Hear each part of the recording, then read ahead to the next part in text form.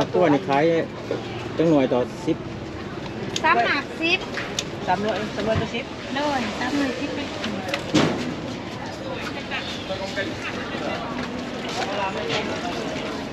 ินได้ได้ครับนี่ก็ห้องมะกระทันเป็นปะมะกระทันหวานว่ามะกระทันเจ้ามันมีรสสมรสหวานโอ้ตอนนี้ไปปลูกก็ได้ปะส้มๆหวานมันยาวมันเด็กข้างล่างข้างบนนั่นเพราะว่าบ้านเรามันกำลังยาวค่ะไม่เหมือน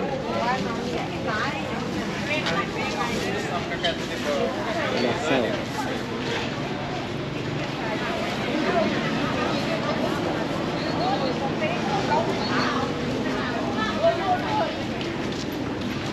พูนพันมันไก่ขนาดอันนี้เขามาสลีปิ้งบ่นี่โอ้อันนี้มันเนาะคือปิ้งกล้วยขายดีบ่ได้ขายดีบ่ขายดีอยู่โอเคขอบใจเด้อลำรวยเด้อขอบใจได้เด้อถ่ายได้บ่เขาถ่ายวิดีโอได้บ่โล90เกือบ2เอา2โลเลยบ่เอาดูเลยซะ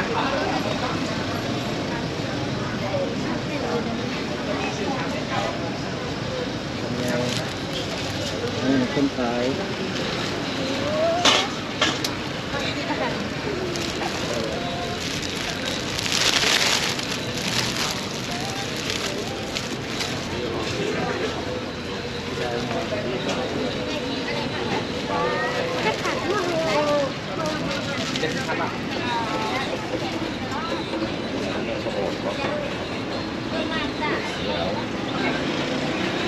แท็กเท่าไหร่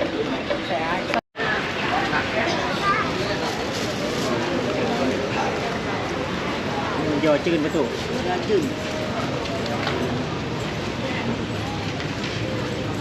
ขายดีบอขายดีอยู่น้อยขายดีเด้อลำรวยเด้อทงเดียวมักสลอยป่ะนี่นะแม่มักสลอยเนาะมักสลอยเนาะอันนี้มักสลีเนาะคอยอยากเป็นมักสลีแต่ก็ยังใหญ่สูงอันนี้ว่า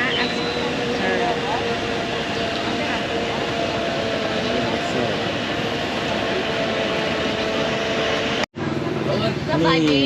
ดีอเมริกากระมงไตรวู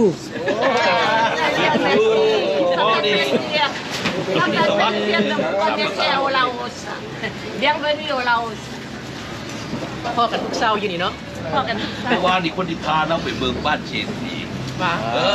บ้านตลาดบ้านที่พุกเห็นไม่น้อยอยู่บ้านโอ้ว่าจะได้ภาพงามๆไปให้หมู่กูเบิงนี่มอกระเปียกเปียกเสียงเจ้าของห้างงามสุดอยู่นี่ยูทูบเบอร์วันนี้เด็กว่าใหม่มึงดูเจ้าของห้างอยู่ในงามสุดแซ่บสุดอีกในใช้เจ้าของห้างเขาสัมภาษณ์มึงดูสบายดีเจ้าของห้างบอกเจ้าเนี่ยโมเมนต์เจ้าของห้างพนักงาน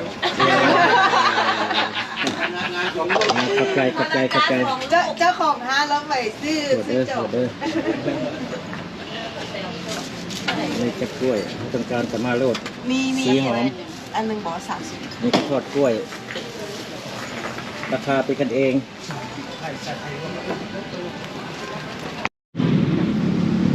ปูก้อนเนี่ย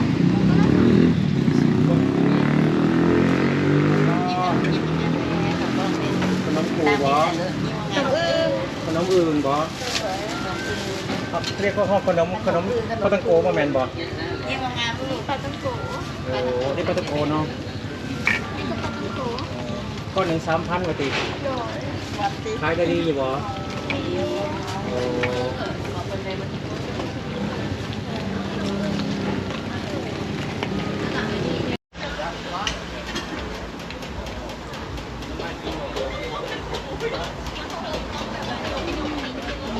ซื้อน้ำมะพร้าว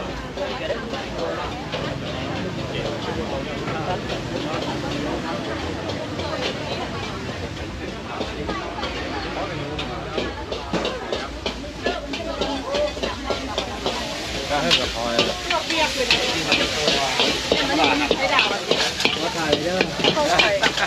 โฆษณาให้ได้ โอ้ยทำโบราณแล้วนะครับพี่น้องจะเริ่มทำโบราณแล้วนะ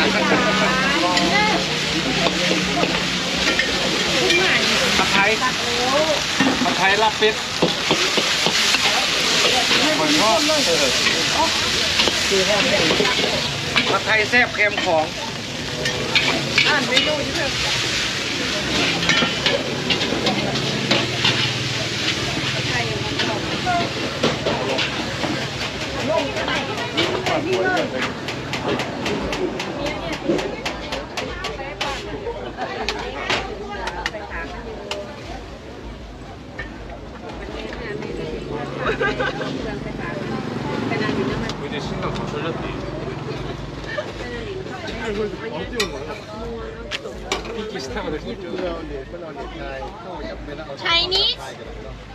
Chinese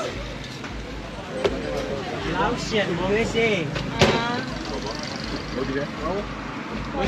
Thank you Nice to have your picture You guys have a wonderful night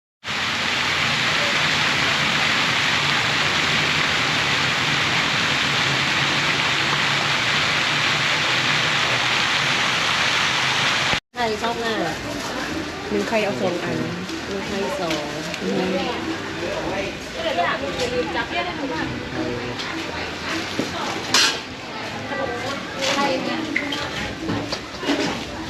อันนี้มีอย่างหน่อยเนาะก็แดกเหรอ ไข่อันนั้นปลาส้ม ปลาส้มก็จะแซ่บเนาะปลาส้มก็แดก ปลาส้มดื้อปลาแดกเด้อปลาส้มปลาแดกกระตังห่าเพราะว่าน้อยกำเนียบหนาว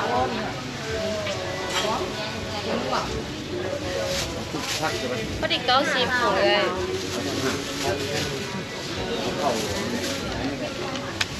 บุญตัวแมน 90อันนี้เป็น10โอ้อันนี้ถึงเลยหลายมันหลายตาเย็น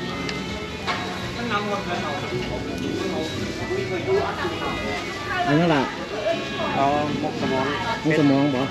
สมองหมูสมองยังไปบำรุงตัวเองขาดสมองแล้ว เข้ารู้ด้วยเหรอ มากินไหมกินรส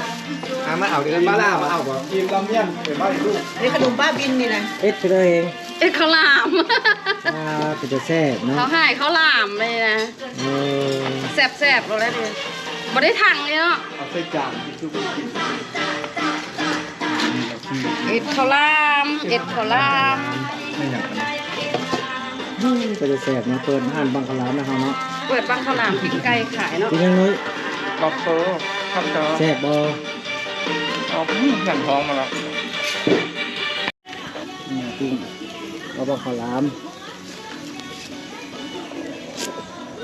เอาคือบ่ลองอีก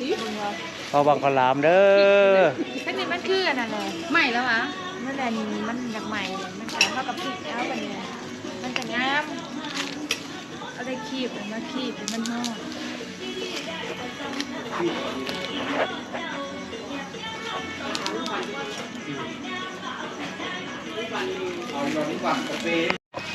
จะสั่งเนาะ เส้นหลง ตัวเดียวนี้นี่ เส้นหลงมาขี้ไปด้วยวัด เฮ็ดแบบเส้นหลง กินในแม่ป่าสบี แซ่บบ่ต้อง แซ่บ โอ้ยขีบยากตัวนี้ คีบยาก มันมืด แซ่บบ่น้อยแซ่บบ่ลิต้าเรือบ่คำลา แซ่บ ไปลิ้นม้าพันเหงา อาหารมีแต่อาหารแซ่บ เป็นเล่น แก ม้าง หน่อไม้ ลำ เด้อกินแกงหน่อไม้เด้อ ๆผู้ใดเนาะ มีแก้วโอ๊ต กินนี่เนาะ เป็นเล่นม้าลำไยเด้ แซ่บได้แกงหน่อไม้นะ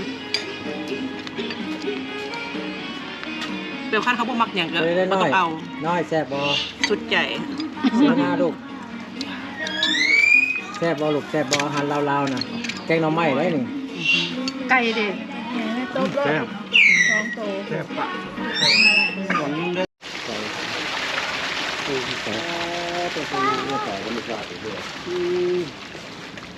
กี่ว่าเด้อเมื่อทวนเข้าไปเห็นทีเด้อ เกลือปลาตายแล้ว เ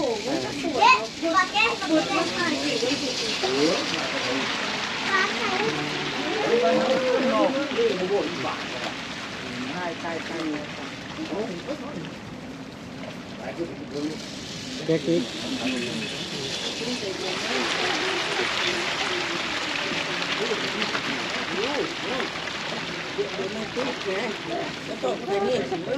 ไป